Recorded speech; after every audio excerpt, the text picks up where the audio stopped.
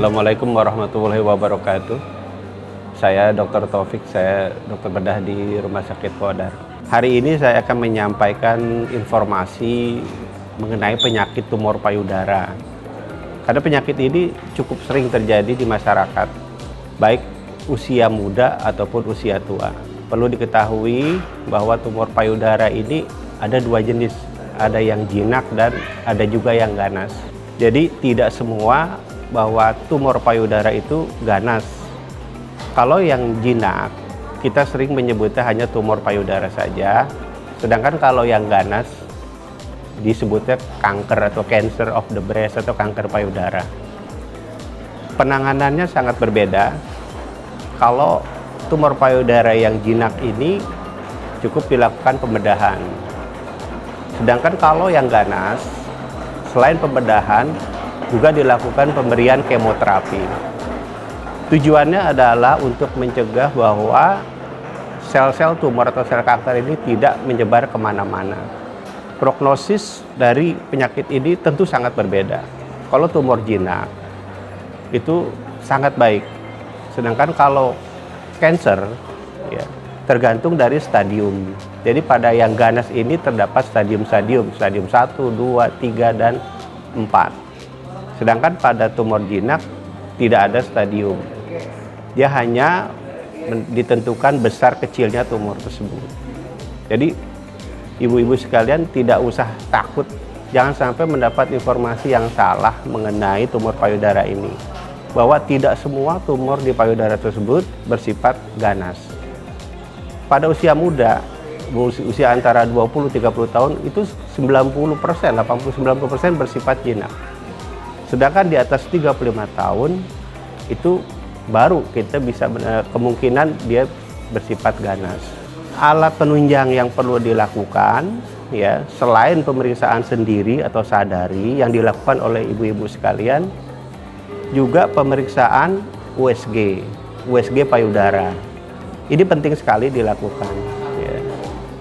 USG ini tujuannya untuk menentukan jenis dari tumor tersebut, apakah padat atau atau kista ya. Atau ya tadi yang dikatakan bahwa bisa di situ dilihat USG itu untuk membantu melihat keganasan. Tapi dia tidak 100% USG ini untuk menentukan keganasan. Hanya ketepatannya hanya 80%. Kemudian yang kedua ada mamografi. Mamografi ini ada syarat-syaratnya. Jadi tidak semua usia itu dapat dilakukan pemeriksaan mamografi.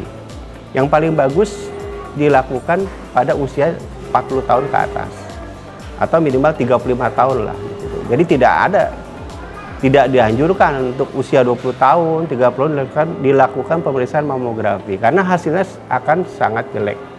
Faktor resiko dari tumor payudara ini, apakah pasien tersebut pernah melahirkan atau pernah menyusui. Karena salah satu faktor yang menyebabkan terjadinya kanker payudara ini adalah masalah faktor hormonal. Kemudian faktor keturunan, memang di sini hanya 20% peran faktor keturunan tersebut. Jadi tidak semua bahwa kalau di keluarga ada sakit kanker itu akan menentukan pasti ibu ini akan menderita kanker, tidak. Ini pun hanya menentukan faktor resiko, artinya dia kemungkinan mendapat penyakit tersebut lebih tinggi 20% dibanding dengan orang yang di keluarganya tidak ada. Jadi bukan pasti bahwa orang tersebut akan menderita kanker, tidak. Jadi sekarang apa sih keluhannya, apa sih yang menyebabkan orang sering takut? Setiap benjolan di payudara apakah itu kanker? Tidak. Memang setiap benjolan di payudara kita sebut itu tumor. Ya. Jadi nanti dokter akan memeriksa dan menentukan oh ini kemungkinan tumor jinak atau ganas. Nah, jadi pada ibu-ibu sekalian, untuk lebih jelasnya, kalau ibu-ibu ada pertanyaan atau hal-hal yang ditanyakan bisa datang ke Rumah Sakit Kodar, dapat menemui kita tim bedah di Rumah Sakit Kodar. Insya Allah penanganan yang akan kita lakukan akan signifikan, ya insya Allah akan tertangani dengan baik. Demikianlah informasi dari saya. Wassalamualaikum warahmatullahi wabarakatuh.